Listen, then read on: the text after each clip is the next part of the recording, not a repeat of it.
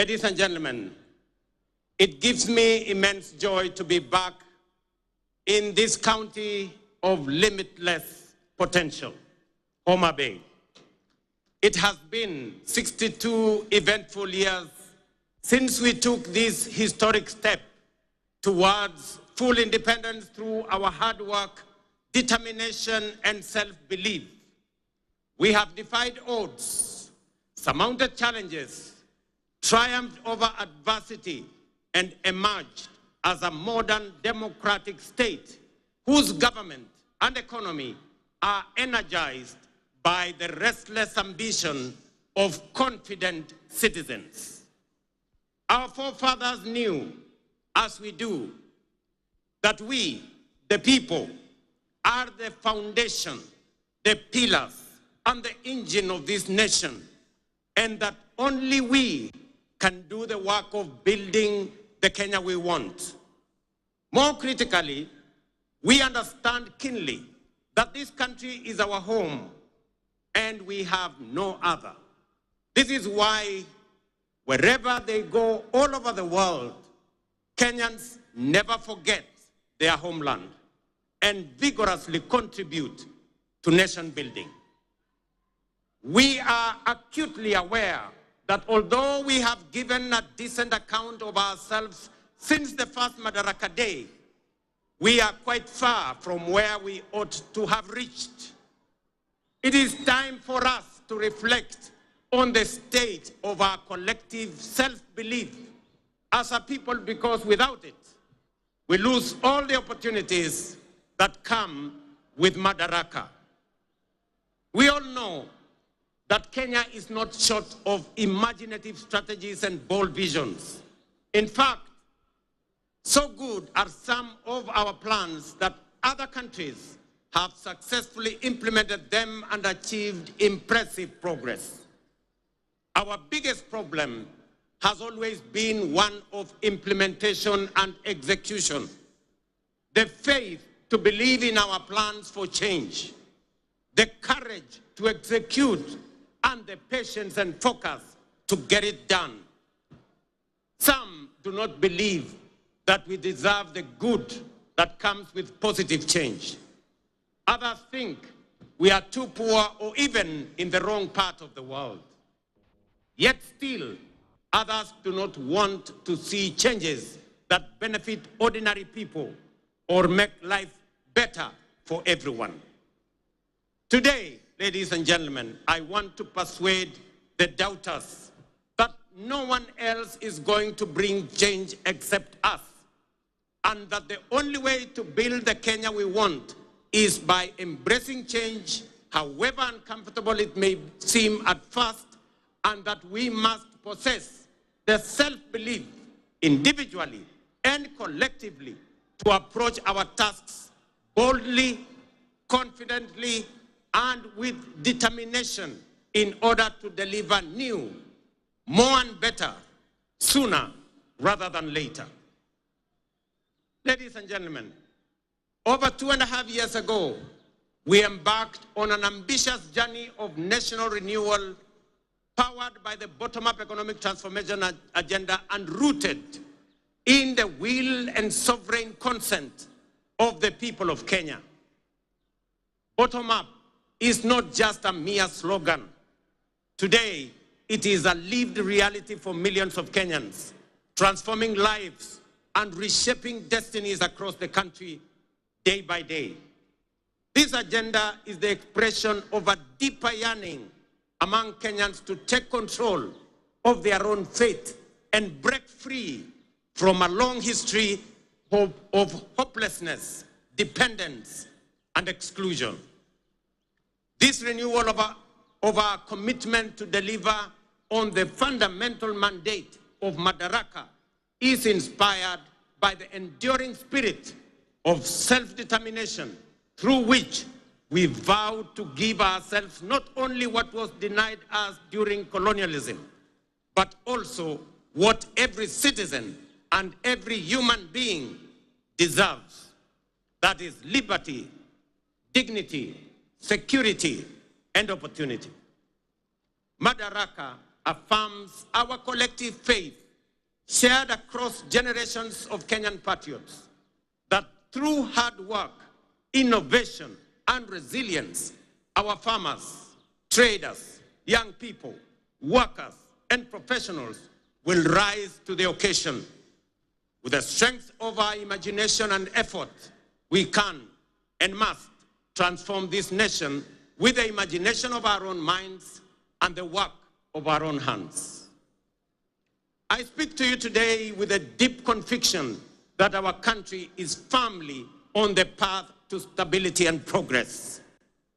We have weathered turbulent times, navigated serious challenges, and through courage, policy decisions pursued with resolve, we have not only stabilized our economy, but also charted a clear course to long-term prosperity. Since August 2022, Kenya has recorded an average annual growth of an average of 5%, outperforming the global average of 3.3% and the regional average of 3.8%. Just last month, the International Monetary Fund projected our GDP to reach US dollars 132 billion. That is 17 trillion Kenya shillings, making us the largest economy in our region and the 6th largest economy in our continent. At the same time, inflation has declined sharply from 9.6% in October 2022 to 3.8% in May this year, well below our target of 5% and bringing welcome relief to households and businesses. This reflects the strength of our economic fundamentals and the impact of our bold reforms. During the same period, the shilling appreciated by nearly 20% against the US dollar, from Kenya shillings 162 to Kenya shillings 129, making it one of the best performing currencies in the world. The central bank rate has decreased from 13 to 10%, lowering the cost of borrowing and spurring private sector activity. Additionally, our foreign exchange reserves now stand at US dollars 10 billion, extending our import cover from 2.5 to 4 months. Ladies and gentlemen, the affordable housing program stands as a powerful symbol of the socio-economic transformation underway across Kenya. Last week, I had the privilege of handing over keys to the first 1,080 social housing units in the new Mukuru estate in Nairobi.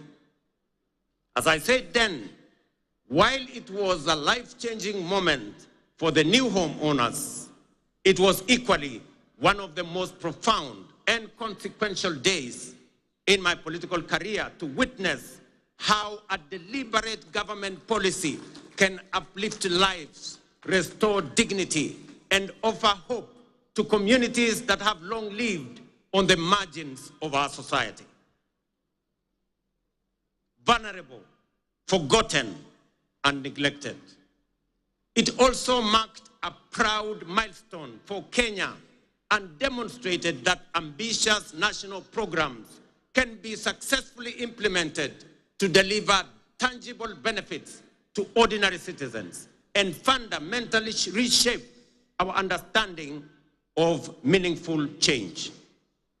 To see families move from the hardship of overcrowded slums to the relative comfort of permanent homes, complete with electricity, running water, and clean cooking gas, was a powerful reminder of what pro-people policies can deliver and the great things we can achieve together when we focus our thoughts and energy on possibilities and action rather than obstacles and doubt. A little over 2 years ago, many were skeptical when we said that ordinary Kenyans can begin owning homes through a rent-to-own model, using the same amount they pay in rent. Today, that bold promise is being fulfilled. We saw the joy of Cherusha Mudhoni, a mother of 3, grandmother of 4, and second-hand clothes trader from Mukuru kwa Ruben as she stepped into her new home. Here in Homa Bay County, the county of limitless opportunities, just 2 days ago, I had the pleasure of handing over keys to the first occupants of 110 affordable housing units at Boma Yangu Housing Estate right here in Homa Bay. Among the new proud homeowners, some of whom are with us here today, were Kennedy Otieno Odede, a border writer, Helen Atieno Osala, a mama samaki at the new modern fish market here in Homa Bay, Geoffrey Othiambo Nyasuda, a Jua Kali fabricator, and Vincent Ocheng Onyango, a security guard. The journeys of new homeowners like Cherusha Mudhoni in Mukuru, Kennedy Odede here in Homa Bay, and thousands of others across the country, from the dehumanizing squalor of informal settlements to the security and pride of permanent homes, stand as a powerful testament to the transformative promise of bottom-up empowerment. They prove that with vision and resolve, courage and conviction, we can lift even the most forgotten among us into lives of dignity, hope, and limitless possibility. Ladies and gentlemen, if you didn't understand what we meant by bottom-up, now you do. If you didn't believe, now you believe. And if you thought it was a fantasy, as contributors to the housing levy, you are now witnessing and making history that will be remembered for generations to come in the history of Kenya.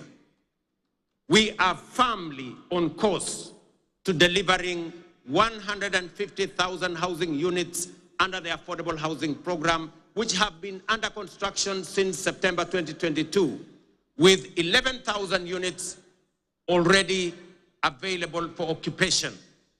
Very soon, I shall be handing over keys to new homeowners in Bahati, in Nakuru, in Elbakon, in Nakuru, in Mabera, in Kuria West, in Mgwen, in Nandi, in Milimani, in Kakamega, and also in Vihiga counties, Nanyuki, and many others across the country.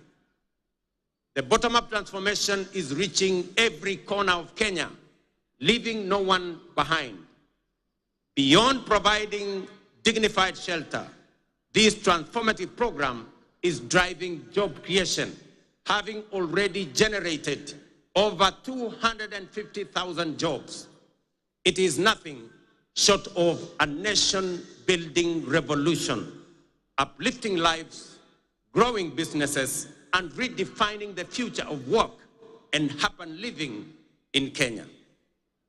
Fellow Kenyans, in recognition and appreciation of the sacrifice made by patriotic Kenyans through their contributions to the housing levy, I am pleased to announce today that we shall be proposing to Parliament a reform to the law that will allow any contributor to access an affordable home loan of up to 5 million shillings at a single-digit interest rate, applicable towards any housing unit in the market. This facility will also enable contributors to offset existing mortgages, offering greater flexibility in their housing journey and allowing many to significantly ease their home financing costs. These reforms will ensure that every shilling contributed to the housing levy works for the contributor, whether through access to affordable housing, home loans, or mortgage relief. Ladies and gentlemen, word is beginning to get out throughout the nation that SHA is working, by which citizens mean that the transition challenges and teething problems are now behind us, and universal health coverage is now serving Kenyans and leaving no one behind. Since the rollout of Taifa Care in October 2024, 23 million Kenyans have so far registered with the Social Health Authority, a resounding vote of confidence in our reformed healthcare model. We are now recording an average of 50,000 new registrations every day, a clear testament to the fact that Kenyans have embraced a system designed to guarantee access to quality, affordable, and dignified healthcare for all of us. In just 8 months, SHA has disbursed Kenya shillings 43 billion in claims to facilities, with 4.5 million Kenyans having received treatment fully covered by SHA since its inception. For the first time in Kenya's history, under SHA, citizens can access free emergency services in all facilities funded by the government through the Emergency Critical and Chronic Illness Fund.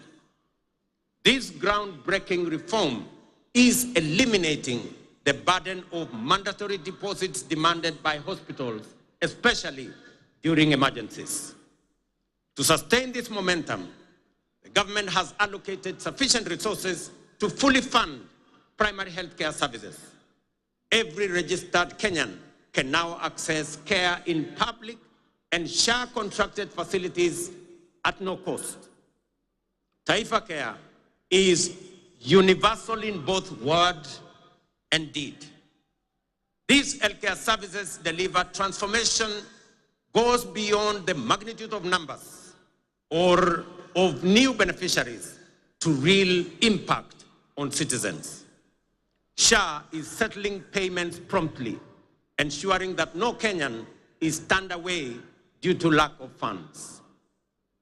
Additionally, to expand access to comprehensive inpatient care, the Social Health Authority is prioritizing the enrollment of all Kenyans with a particular focus on those in the informal sector, many of whom were previously excluded under the now defunct National Health Insurance Fund. Although informal households account for approximately 80% of the population, they have historically faced significant barriers to access health insurance. So far, 1.7 million informal sector households have successfully enrolled and paid for social health insurance, a record achievement representing the highest number of informal sector enrollment in a single year in the history of Kenya.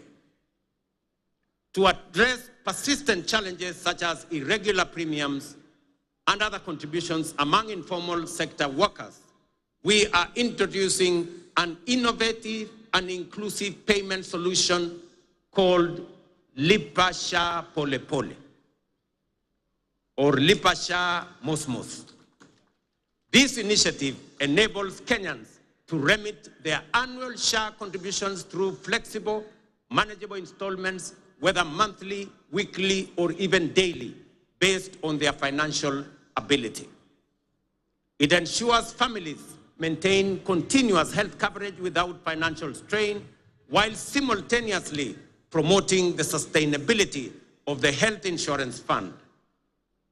Lipa Sha Pole Pole has been made possible through a strategic partnership between the Ministry of Health, the Ministry of Cooperatives and MSMEs, mobile network operators, and financial institutions through the Hustler Fund.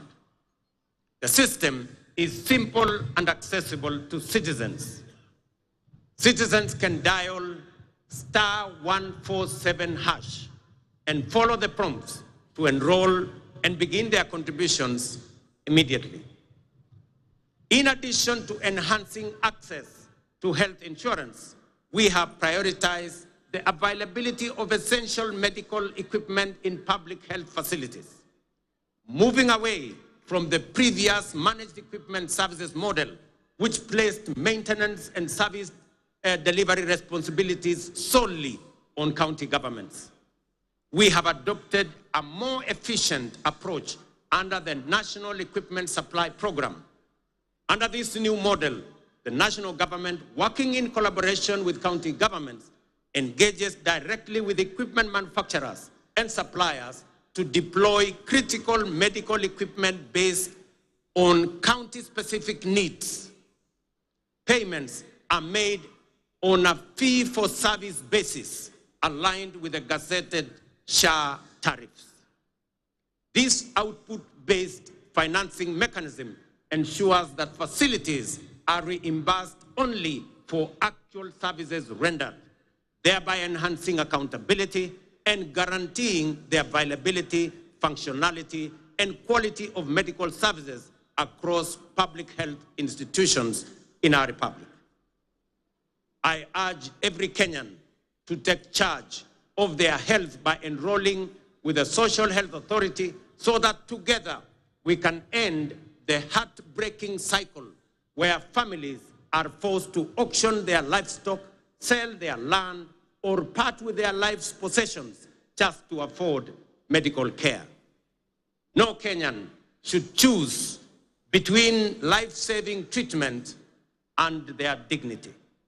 Let us unite to build a healthcare system rooted in dignity, equality, and compassion, a system where access to care is a right, not a privilege for a few. Ladies and gentlemen, you will agree with me, fellow Kenyans, that the remarkable progress we are making in both affordable housing and Taifa Care has been made possible by the solidarity, trust, and commitment with which Kenyans have participated in and contributed to the realization of radical positive change on an unprecedented scale. The evidence before us of real progress with real impact on people's lives should encourage and inspire us to do even more together with greater confidence and to turn Kenya into the country we all aspire to belong. I extend my deepest gratitude to millions whose housing levy contributions are restoring dignity to fellow citizens who may never have had a dream of owning a decent home. I also thank all who support SHA and are helping us turn our vision of universal health coverage into a lived reality for millions across our country. Ladies and gentlemen, through strategic investments in agriculture, we are accelerating both growth and resilience in the sector. Fertilizer subsidies have boosted food production by 50%, while reforms in the coffee and sugar sectors have revived local industries, enhanced farmers' incomes, created jobs, and reinvigorated rural economies. Today, milk farmers are earning an average of 50 shillings per litre, up from 35 shillings 2 years ago. Coffee farmers are now earning up to 150 shillings per kilo, a remarkable increase from an average of 65 2 years ago. Tea earnings rose from Kenya shillings 138 billion in 2022 to 215 billion in 2024. Sugar production surged from 490,000 metric tons in 2023 to 815,000 metric tons in 2024, enabling us to reduce sugar imports by 70%, while increasing farmers' earnings from 50 billion to 90 billion. We have intervened with consistency and focus to ensure sugarcane growers receive fair returns for their deliveries and that they get paid in full and on time. To anchor these gains sustainably, we must recognize that increasing the efficiency of milling plants is central to farmers' interest. Efficient mills are more profitable and offer farmers optimal returns. Conversely, outdated mills, some of which run on plants that are over 50 years old, recover only 1 ton of sugar from nearly 20 tons of cane, shortchanging our growers and robbing them of their sweat. In this connection, the recent competitive leasing of 4 state-owned factories, Nzoia, Chemelil, Sony, and Moroni, is another strategic step to inject efficiency, restore profitability, and safeguard farmers' livelihoods. Our goal is to modernize the mills, ensure prompt payment to farmers, workers' salaries and wages, and transform these once struggling factories into productive and sustainable enterprises.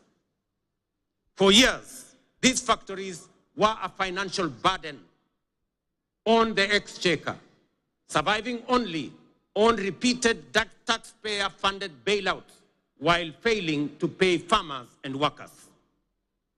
The government of Kenya has acknowledged its limitation in managing these mills. Let it be clearly understood that neither the factories nor their assets, including land, have been sold. They remain public property, leased under strict terms to private sector players to deliver shared value and revive the industry for the benefit of farmers, workers, communities, the sector, and the nation. As we dedicate our efforts to nation building, we are also preparing Kenya to thrive in an increasingly competitive, complex future. This requires equipping our learners with the knowledge, skills, and mindset necessary to seize opportunities and contribute meaningfully to national development. Guided by bold recommendations from the Presidential Working Party on Education Reform, we are undertaking the most transformational shift of our education system in over 6 decades. We have successfully transitioned to a competence-based education system, moving away from rote learning towards a dynamic, skills-based approach aligned with the 21st century needs and our socio-economic goals. Our next priority is to ensure every school has infrastructure and equipment needed to support both learners and teachers. To support this transition, and respond to the needs of our growing population, we have undertaken the largest teacher recruitment drive since independence, employing 76,000 new teachers over a period of 2 years, and are on course on additional 24,000 teachers by January next year. We also have built more than 23,000 additional classrooms, easing pressure on existing infrastructure and shielding teachers and learners from the burden of overcrowded classrooms. At the tertiary level, we have revolutionized education financing through a new student-centered funding model that ensures the sustainability of our TVETs and universities while expanding access for learners. Today, students from poor families get up to 90% of government scholarships, with parents paying only a nominal fee. In recognition of the transformative power of technical and vocational education and training, in tackling pressing socioeconomic challenges such as youth unemployment, skills gaps, and poverty, the government is aggressively scaling up investment in technical training. TVET colleges enrollment is set to grow 4-fold from 500,000 last year to 2 million by the end of this year, equipping a new generation with skills and knowledge needed to drive Kenya's industrialization, innovation, and economic competitiveness.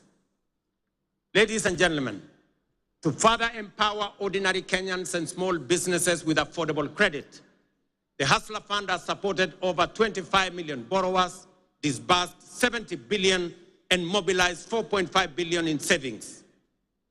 It has also introduced a revolutionary credit rating system that is transforming access to finance for millions who were previously excluded from the formal financial system. The Hustler Fund credit rating system is designed to offer fair and transparent assessment of creditworthiness.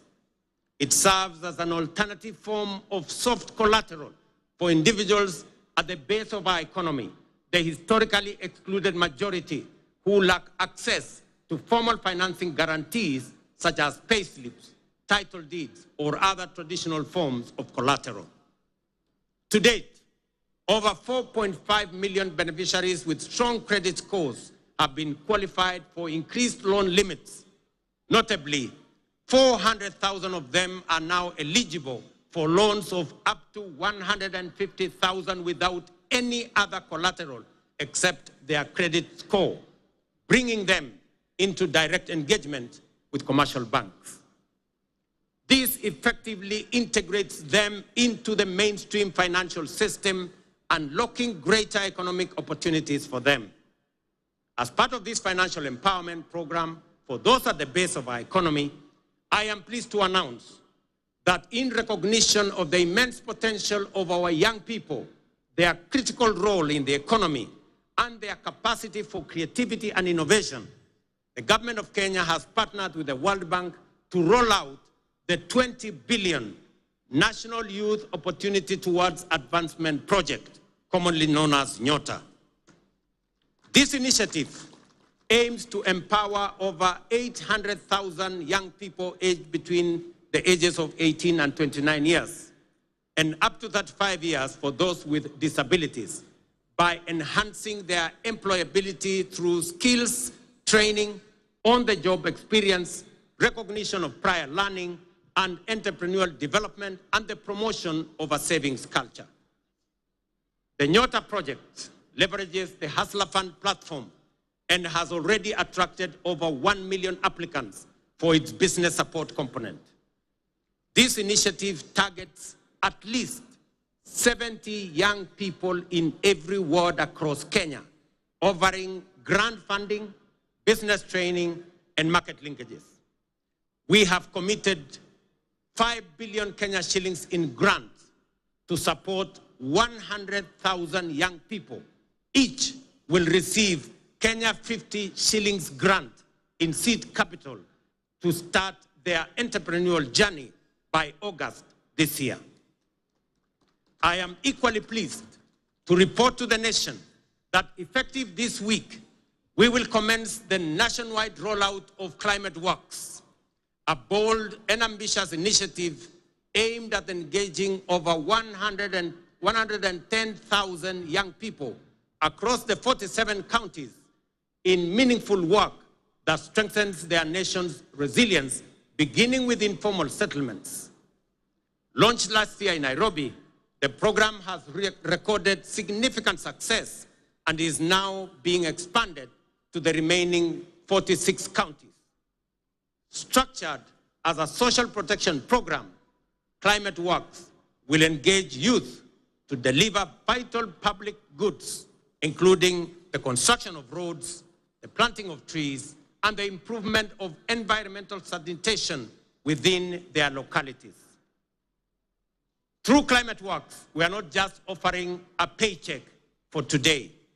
We are providing financial relief and a bridge to future opportunities, enabling young people to pursue their next steps, whether in launching a business, furthering their education, or stepping into long-term employment.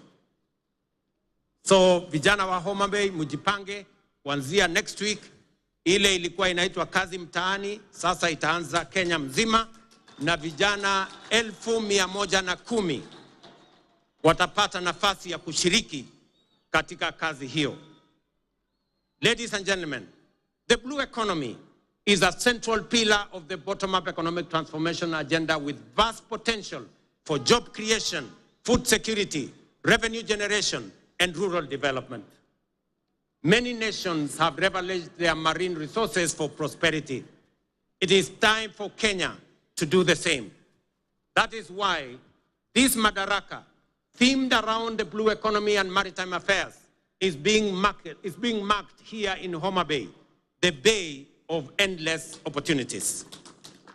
When we speak of unutilized opportunities and untapped potential in the blue economy, Homa Bay in many ways mirrors the promise of Kenya itself. Kenya has the capacity to become a maritime powerhouse. It is time to act, time to do something bold, ambitious, and transformative with this opportunity. Recognizing this opportunity, the government of Kenya is prioritizing the blue economy as a key frontier for national socio-economic transformation. We are making deliberate and strategic investments in sustainable fisheries across lakes, dams, and oceans. A flagship initiative is the Kabonyo Fisheries and Aquaculture Services and Training Center of Excellence in Nyando.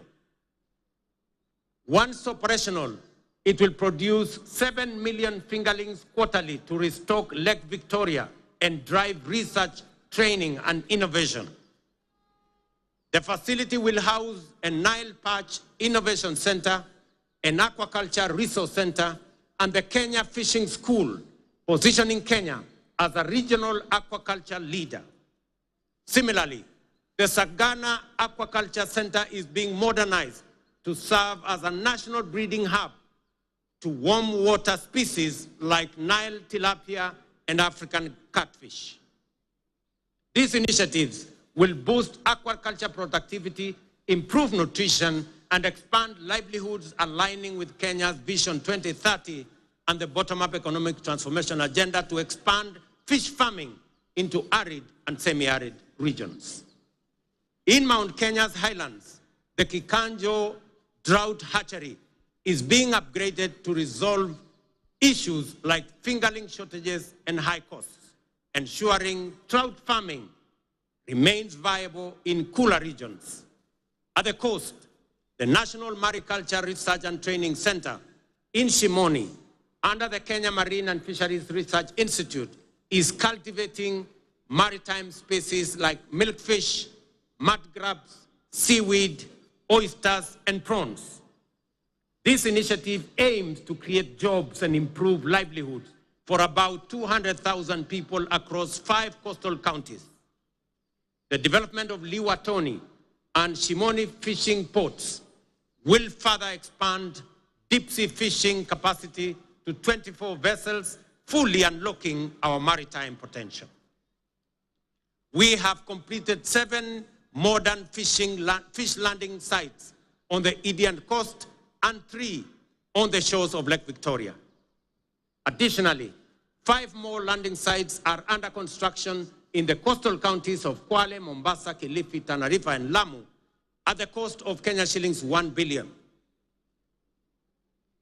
Due for completion by September this year. 9 new landing sites are also planned around Lake Victoria in Kisumu, Busia, Siaya, Migori, and Homa Bay with a budget of Kenya shillings 1.5 billion. To strengthen the fisheries value chain, we are also building modern fish markets with cold storage and hygiene facilities.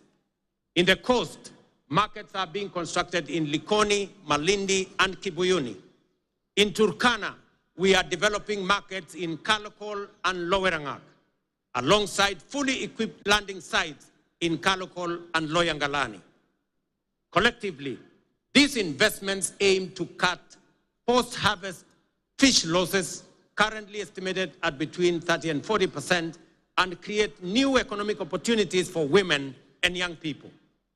The blue economy currently contributes 36 billion to our economy, which is only 0.6% of our GDP, but has the potential to contribute Kenya shillings 400 billion through both capture and culture fisheries. To meet this rising demand and ease pressure on wild stocks, we are promoting cage farming in Lake Victoria. As of 2024, over 4,000 cages have been established in Kisumu, Siaya, Homa Bay, Migori, and Busia, producing 12,000 metric tons annually, mostly of Nile tilapia. Ladies and gentlemen, over the past 2.5 years, we have constructed 1,800 kilometers of new tarmac roads and maintained over 134,000 kilometers, surpassing our targets, unlocking markets, empowering rural communities, and supporting key sectors such as agriculture and housing. Discussions have been concluded on the extension of the standard gauge railway from Naivasha to Kisumu and onward to Malaba. Additionally, by July this year, construction will commence on the dual carriageway from Rironi to Mau Summit, eventually extending through Eldoret to Malaba. Ladies and gentlemen, as we often say here in Kenya, any time is tea or coffee time, which explains why instant coffee is a favorite for many. Yet we must all agree that while instant coffee is good, there are no instant solutions to the enduring and demanding tasks of nation building. Real change takes plans, persistence, and discipline.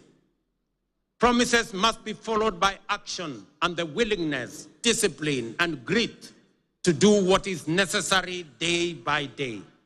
Above all, we must overcome the fear of change, knowing that today's world demands courage, conviction, and bold leadership. The transformation underway throughout our country is real and considerable. Profound change is taking place before our eyes. Our children are getting quality education and relevant education. By January next year, we will have employed 100,000 teachers, the highest number in our nation's history, to help build the workforce of the future. Roads are connecting communities. Electricity is reaching every village. Dignified homes are rising across counties. Farmers are feeding the nation. Millions now access quality healthcare without barriers. Border riders are getting affordable credit, and Mama Mboga are thriving in modern markets nationwide. This is bottom-up economic transformation in action. No longer a distant dream, but a lived reality for millions of hard-working Kenyans whose dreams are now within reach. We must sustain this momentum to make up for lost time and create opportunities for millions still yearning for a chance. We must remain steadfast in our belief in Kenya's potential and in our ability to realize our dreams. Let us never become a nation that stopped believing, nor a people who only dreamed but were too afraid to act. Let us move forward with the same spirit, honoring the vision of our founding fathers. Their dream was not just self-rule, but a nation where every Kenyan from every corner can dream freely, strive equally, and achieve their potential. Today, we renew that promise to leave no one behind and build a Kenya where hope and opportunity are a right for all. Jameni, munikubalie nimalizie hapo nikiwaambia ndugu zangu wa Homa Bay, asanteni sana kwa kutukaribisha Homa Bay. Tunawaheshimu, tunawapenda, na mimi nataka niwahakikishie safari hii tutatembea kwa pamoja. Nataka nimshukuru ndugu yangu mkubwa Mheshimiwa Raila Odinga aka Baba kwa kuunganisha pamoja na mimi taifa letu la Kenya. Tuondoe siasa ya chuki na ukabila na mambo ya kisirani.